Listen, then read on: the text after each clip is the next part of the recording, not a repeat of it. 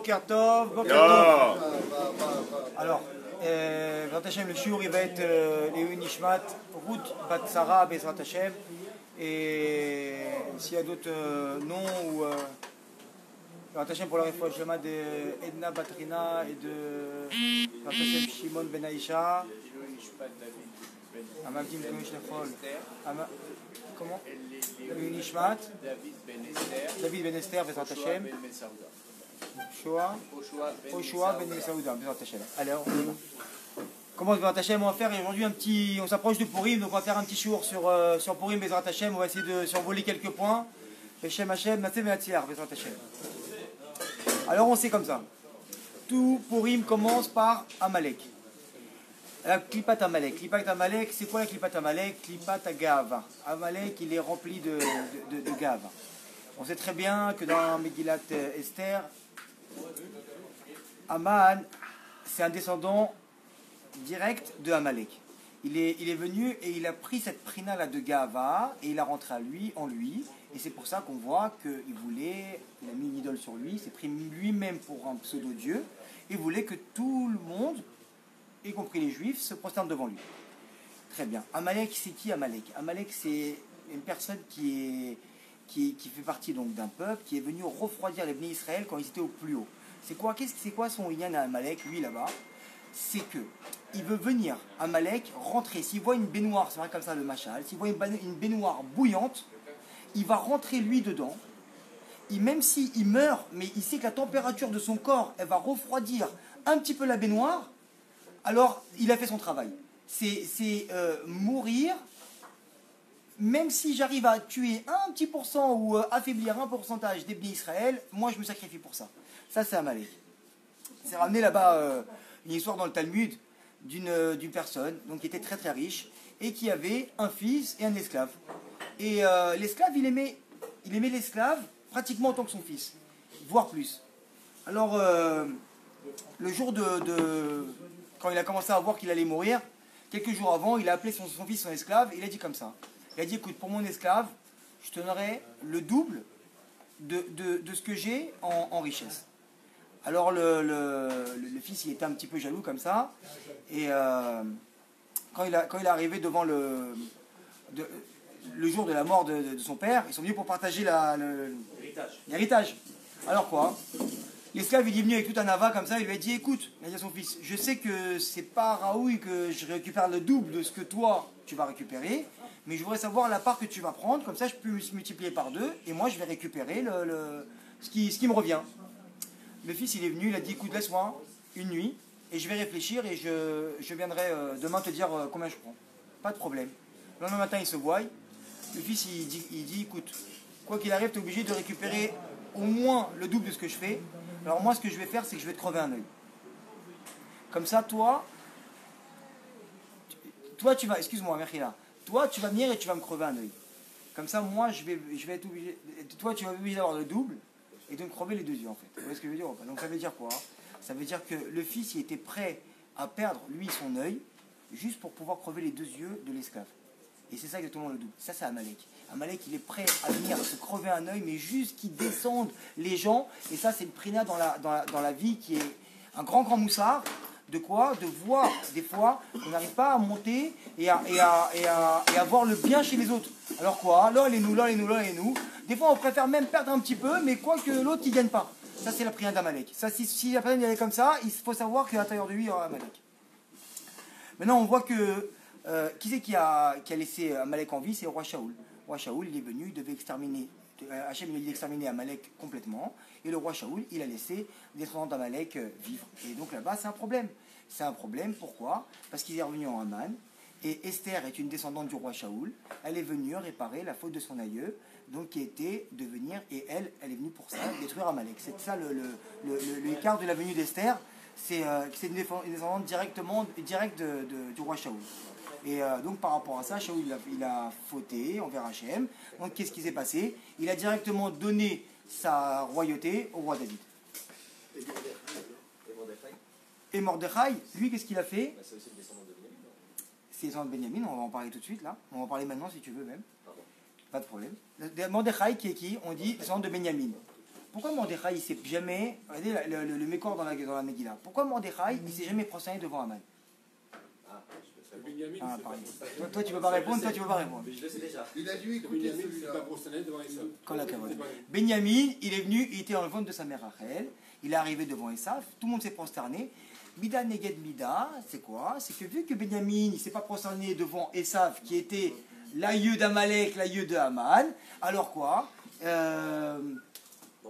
Comment ça s'appelle? Mordechai, lui-même ne s'est pas prosterné, et donc Mida Neged Mida, il a eu cette force-là de ne pas pouvoir se prosterner. Maintenant, on voit quoi? Que Mordechai, lui, on sait qu'il avait la Midat à Anava, la plus haute de la génération. Il était comparé là-bas à Moshe dans sa génération. C'est-à-dire que comme Moshe il était très anav, c'est marqué là-bas que Moshe ish anav meod. Comme Moshe lui, il était très anav, le plus anav de tous les hommes dans la génération là-bas d'Israël.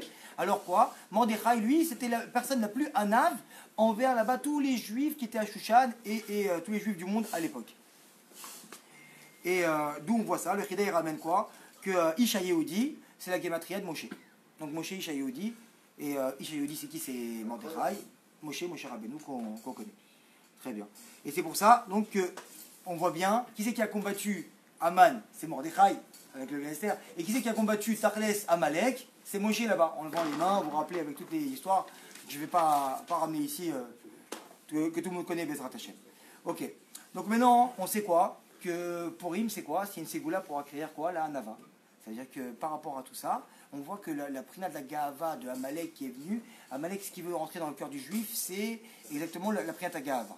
Maintenant, quand on vient et on fait Purim, c'est pour prendre sur nous une ségoula pour enlever la Gahava qui est dans notre cœur. Ça, il faut avoir cette pensée-là quand on vient et quand on fête la fête de Purim, et quand on fait la fête et qu'on danse les Shem Shamaim pour Hachem, alors il faut avoir en tête que maintenant Hachem, s'il te plaît, c'est une ségoula, enlève-moi toute la Gahava que je vais avoir dans mon cœur, enlève-la moi. Et d'où on voit ça?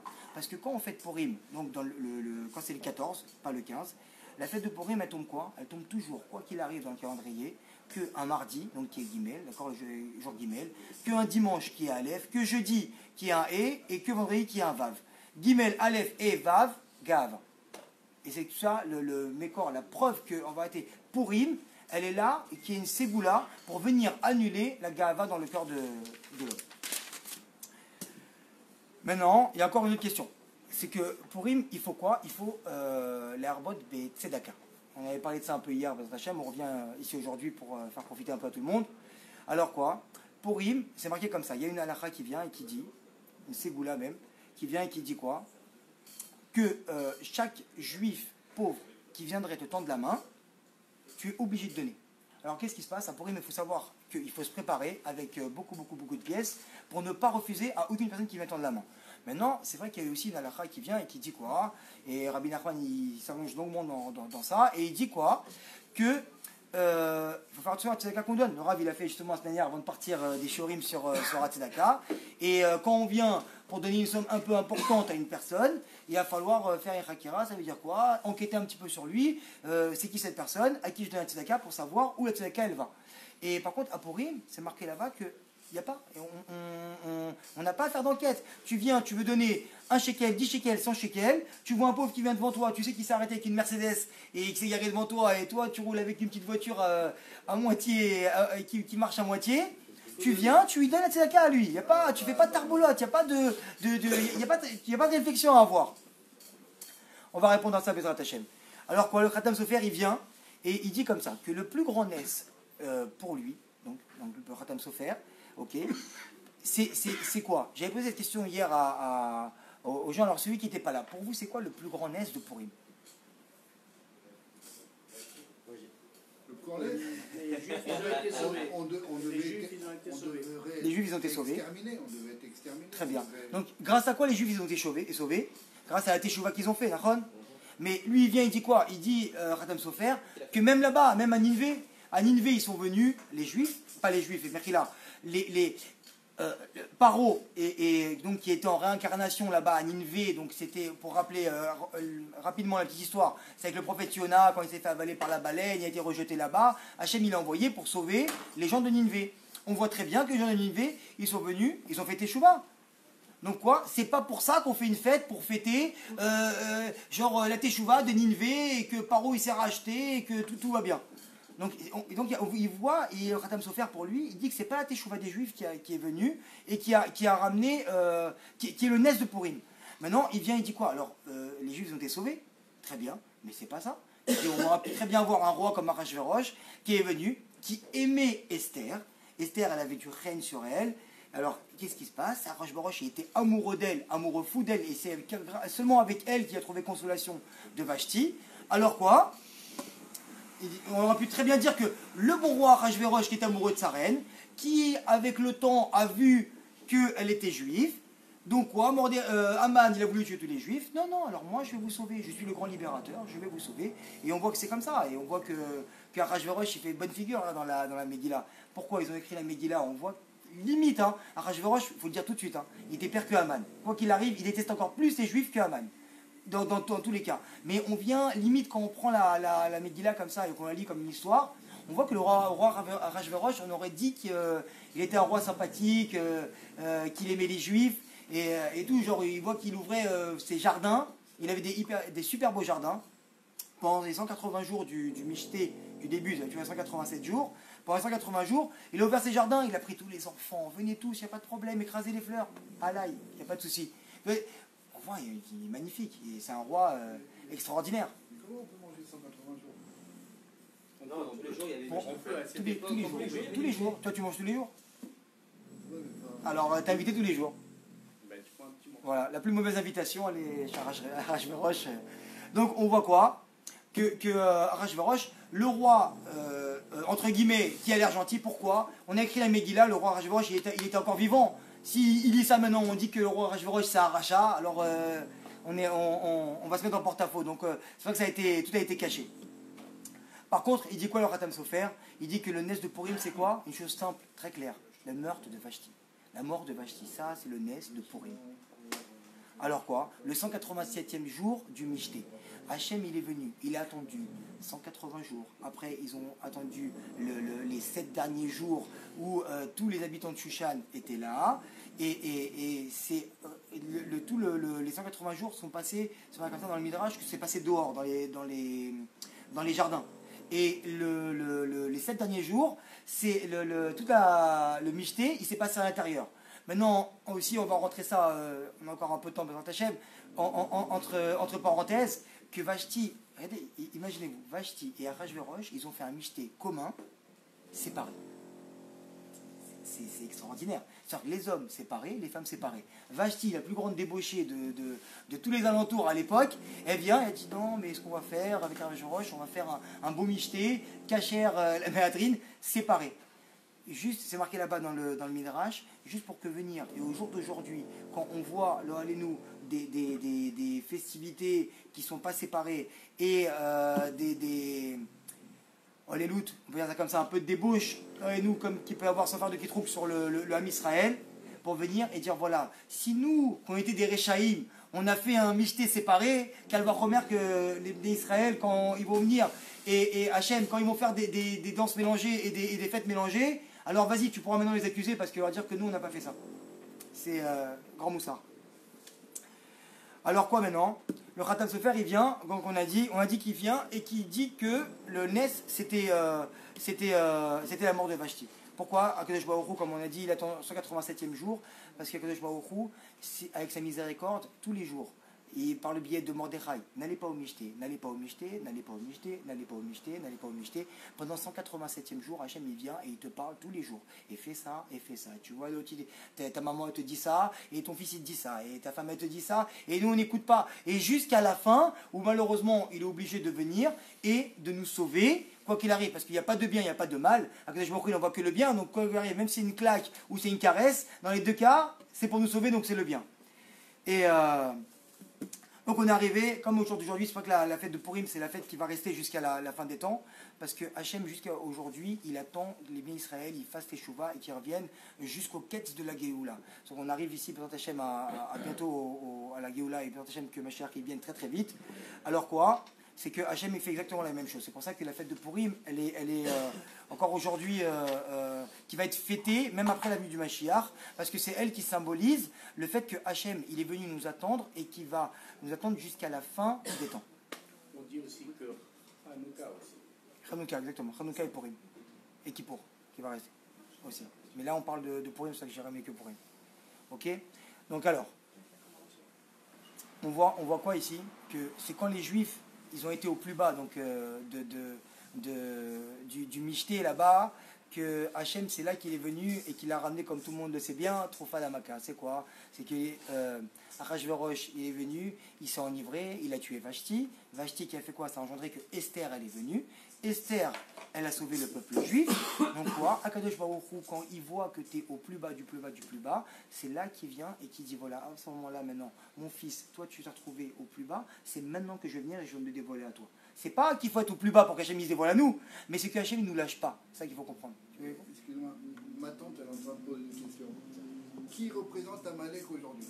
Madame Souffrant. Qui représente Amalek aujourd'hui, à cette génération-là? Amalek aujourd'hui, je dis c'est très compliqué parce que Amalek aujourd'hui, c'est une halakha qui reste jusqu'à aujourd'hui, c'est que si on voit une personne et qu'on est sûr que c'est Amalek, il faut la tuer. Alors c'est un peu compliqué. Donc je pense moi qu'au jour d'aujourd'hui, peut-être qu'il y a des gens qui ont Amalek, mais en vérité, Amalek est une prina comme ça de jalousie, de chaos, de gava, que chacun, malheureusement, il y a chacun à son niveau un petit Amalek dans son cœur. Alors qu'est-ce qu'il faut s'il faut tuer Amalek, c'est quoi au jour d'aujourd'hui? C'est, tu diras à ta tante qu'il faut prendre Amalek, c'est qu'à chaque fois qu'il y a une itoreroute dans la tête d'une mauvaise pensée à l'encontre d'un juif ou d'une autre personne, quoi qu'il arrive, il va falloir atténuer, et c'est comme ça qu'on tue Amalek aujourd'hui. Il peut être juif? Il peut être juif Amalek? Pour moi non. Après, c'est des questions qu'il faudra poser au Rav, parce que... Merci, Gaël. Ok. Alors, on voit quoi donc? Que les Juifs, ils ont mérité aucun aise. Quand ils sont arrivés au 187e jour du Michté, ils étaient au plus bas, ils n'ont rien mérité. Hachem, il est venu, et ils les a pris comme des fils. Alors quoi? On voit aussi une halakha qui est simple. Quelqu'un qui vient, qui vole un bœuf.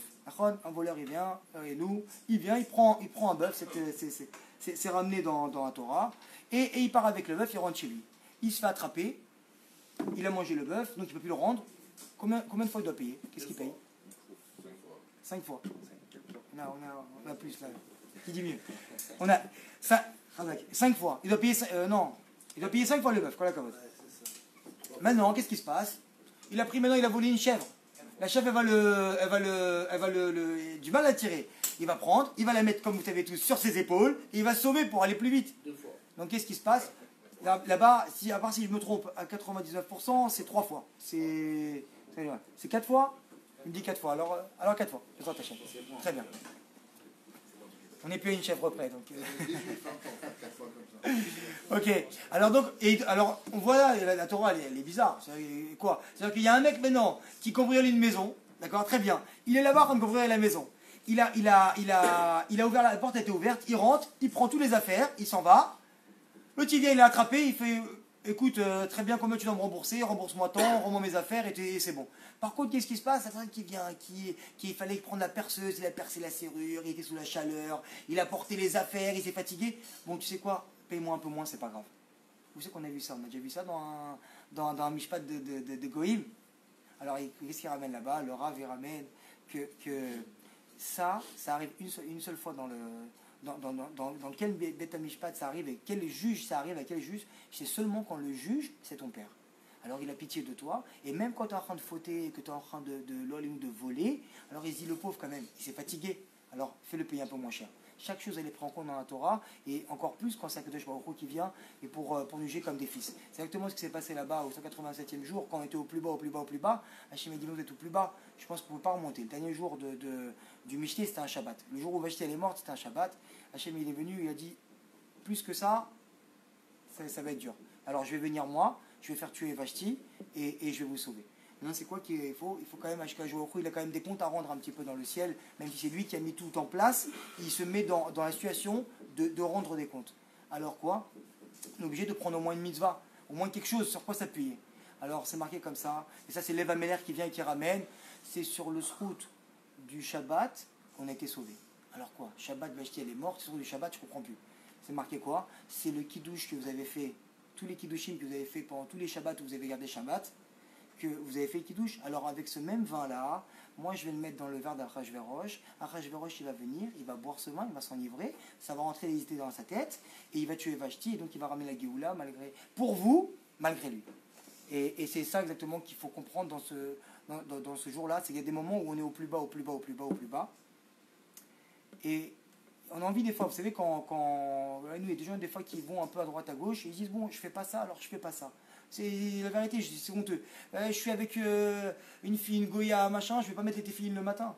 Alors il faut comprendre quoi? Que c'est par le srout, par le lien que tu tiens avec Hachem, par cette mitzvah que tu fais tous les jours ou que tu as fait, que Hachem va venir et qui va te sauver du matzav où tu es. Et ça, c'est un grand mot, ça représente Hachem. Alors on va répondre à la question maintenant. Pourquoi on donne la tzedaka à tout le monde, sans réfléchir? Parce que pour remercier Hachem et pour faire Mida Neged Mida. C'est que le jour de Purim, on veut être jugé par Hachem comme des fils et pas comme des esclaves. Alors quoi? Hachem il vient et il dit tu donnes la tzedaka à tout le monde. Tu viens pas maintenant venir que la personne elle vient. Attends mais t'es qui toi? Attends je comprends pas. Parce que si toi tu fais ça, Hachem Mida Neged Mida, il va venir, il va te juger. Comme Hachem là-bas il n'a pas jugé les Bnei Israël, les Juifs qui étaient là-bas au Mishté. Il dit attends, vous êtes des Réchaïm, je vous sauve pas. Non, il a pris une Nekuda Tova le Shabbat. Et il a dit par rapport à ça, je vais venir et je vais vous sauver. Alors qu'est-ce qu'on va faire nous? On va même pas prendre Hachem, on va faire celui qui fait mieux qu'Hachem, entre guillemets, c'est pas possible. Alors Hachem, moi je prends pas de Nekuda, je prends rien. La personne elle vient, c'est un rachat, je le connais, je l'aime pas, je le déteste. Il a plus d'argent que moi, il mange mieux que moi, et il est mieux que moi. Il vient, il me demande, alors c'est à lui, je vais donner encore plus qu'à un autre, parce que Hachem, c'est comme ça que je casse ma Gahava, c'est comme ça que je casse Amalek, c'est comme ça que je casse les mauvaises midot. On va finir par Hachem quelques mots, encore 3 minutes B'neder. C'est quoi la fête de Purim en 2 mots? On va faire un peu tout à l'heure. et surtout, pourquoi on se déguise à Purim? Il y a rien de se déguiser à Purim. Et on sait que chaque minag, Israël, il a un mécor, il a une source et une réalité. Alors quoi? C'est simplement Purim, on apprend à voir Hachem partout dans ta vie. Dans chaque chose qui t'arrive, Hachem, il est là et il est derrière toi. Alors quoi? Parce qu'une fois qu'on va arrêter que l'histoire de Purim, c'est une belle histoire pour enfants, entre guillemets, si on prend l'histoire de Purim, la vérité, on fait lire à un enfant, c'est magnifique. Le soir, je lui dis la vérité, moi, j'ai raconté l'histoire de Purim à mes enfants ils sont émerveillés. C'est un conte à Mabdil, qu'Hachem me pardonne que je parle comme ça, c'est en ironie. C'est un beau conte, ça peut être une très très belle histoire. Mais qu'est-ce qui se passe? Il faut la commencer du début jusqu'à la fin. On ne peut pas lire à l'envers, on n'a pas le droit parce qu'on n'est pas yoté. Par exemple, une personne qui rentre dans l'endroit, il vient, les 3 derniers chapitres de la Megillah, il a lu, il dit bon, ça c'est fait. Après, il y a un deuxième minyan qui arrive, il se dit bon, allez, je vais lire encore les 2 autres ou les 5 autres qu'il y avait au début et arriver à là et je m'en vais. Non, ça t'es pas yoté. Pourquoi? Parce qu'il doit avoir l'histoire du début à la fin. Hachem, il vient et pour nous faire comprendre que du début à la fin de notre vie, c'est Hachem qui vient, qui se cache derrière la nature. La nature, c'est Agematria Elohim, comme tout le monde le sait. Alors quoi? C'est que Hachem, du début à la fin, il est derrière la nature. La nature, c'est quoi? C'est le grand masque d'Hachem. C'est pour ça qu'on vient et qu'on se déguise, pour dire Hachem, au jour d'aujourd'hui, nous, on se déguise. Comme toi, on comprend que dans tous les matzavim, dans toutes les situations de notre vie, toi, tu es caché derrière ça, Hachem. C'est tout, il peut arriver n'importe quoi. Tu viens, au jour d'aujourd'hui, on t'a pris de la place de parking, on t'a fait un bisayon à la caisse, on t'a pris... Hachem, tu es là, mais va taire. T'es là, mais va taire. J'ai compris, c'est pour moi. Alors qu'est-ce qui se passe? On sait très bien qu'une personne qui va venir et qui va avoir un tsahar, une peine, alors Hachem, s'il il lui a donné cette peine-là, c'est qu'il ne va pas lui donner l'autre peine qu'il méritait. Et quoi qu'il arrive, Hachem veut toujours donner, comme on a dit, donner un cadeau à Israël. Alors il faut toujours comprendre que quand on sort et qu'il y a des petites choses qui nous arrivent, là, allez-nous, qui ne soient pas des grandes choses, alors si on les prend, et on les prend Béhava, et on comprend que Hachem, il est caché derrière ça, alors on a tout compris. L'exemple, il est très simple. Je l'ai dit plusieurs fois à des amis. Si quelqu'un maintenant, il rentre, avant d'entrer à la maison, Hachem, il vient le voir et lui dit, écoute, regarde, je suis là avec toi, on va faire un esquème. Comment on dit un esquème? Un pacte. Un contrat, on fait un pacte. On va faire un pacte. Ta femme, elle va rentrer. Toi, tu vas rentrer chez toi. ta femme, elle va t'envoyer balader d'une manière extraordinaire. Toi, tu n'as rien fait, tu parles pas, tu dis rien. Tu t'assois, ok chérie, tu laisses passer, et tu passes ta soirée comme ça, et par contre demain, je viens, tu signes, je te fais gagner au loto, je te donne un enfant, ou je te... Qui c'est qui vient maintenant? Alors, il rentre à l'intérieur, sa femme elle vient, elle lui fait la crise de sa vie, je vous promets qu'il n'y en a pas un qui va bouger. Pourquoi? Parce qu'on sait qu'il y a un cadeau qui va arriver à la fin. Et c'est exactement ça. Hachem, il se cache avec un masque derrière la nature, derrière nos femmes, derrière nos enfants, derrière tout le monde, derrière le voisin. Ici, on fait tomber nos clés. Hachem, il est derrière tout ça pour venir et nous dire, écoute, moi je suis là, s'il te plaît, je vais te donner, mais s'il te plaît, ne tombe pas. Maintenant, juste pour conclure Bezrat Hachem, parce que les Vrachim, ils vont arriver. Une question. Pourquoi Pourim, c'est la seule fête qui va demeurer après Mashiach? Alors juste tu remets le cours du début et on a répondu à ça. Bezrat Hachem. C'est pas grave. C'est pas grave. Tu vois. Simplement parce que parce que vu que les gens ils écoutent et que c'est enregistré, tu remettras le cours et tu diras et je te répondrai après. Bezrat Hachem. Et comment ça s'appelle pour conclure ici. Parce que la vraie va arriver. Pour conclure ici, alors très bien, qu'on voit ici un ridouche. Moi, c'est un ridouche pour moi. La Megillat Esther, elle commence par quoi? Par Vayehi. D'accord? Et elle finit par quoi? Zaro. Le premier mot, Mechila, dernier mot. C'est quoi maintenant? Vayehi et Zaro. Gematria, je le dis une seule fois, Shaddai. Nom d'Hachem. Ça veut dire que du début à la fin, Hachem il est là, il te tient dans ses bras et il te lâche pas pour te dire qu'exactement comme le masque, comme Hachem, il est là, il nous lâche pas, mais seulement Esther. Esther qui était Adassa, on appelait Megillat Esther, caché, comme pour tout le monde le sait, que Hachem il est caché derrière chacun de la nature et chacun de tes actes. Voilà. Ils reconnaissent les proches du Rav. Hachem.